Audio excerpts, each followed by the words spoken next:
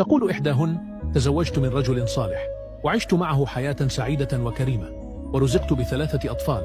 كنا نسكن في مدينة بعيدة عن أهله، وفي يوم من الأيام وقع حادث مأساوي لأهل زوجي، توفي فيه والده وإخوته، ونجت أمه وأخته بإعاقة دائمة. شعر زوجي بمسؤولية كبيرة تجاه أمه وأخته، وطلب مني أن تنتقلا للعيش معنا لرعايتهما، خصوصا أن والدته كانت كبيرة في السن.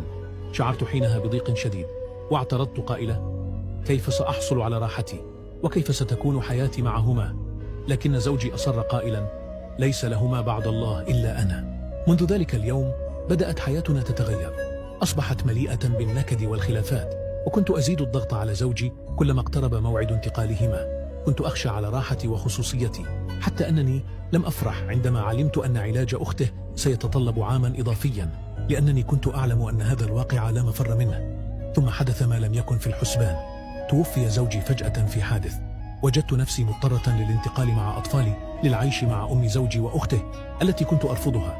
أدركت حينها كم أضعت من أيام سعيدة مع زوجي بسبب أنانيتي واعتراضي، وكم كنت قاسية عليه برفضي وعتابي. واليوم أصبح مصيري مرتبطا بمن كنت أخشى وجودهما معي. الرحيل لا نعلم متى يكون أو لمن، فلنعش أيامنا بسلام ونرضى بما كتبه الله، فالمستقبل ليس بيدنا. علق بالصلاة على النبي أو استغفر، واجعل يدك تشهد عليك بالخير.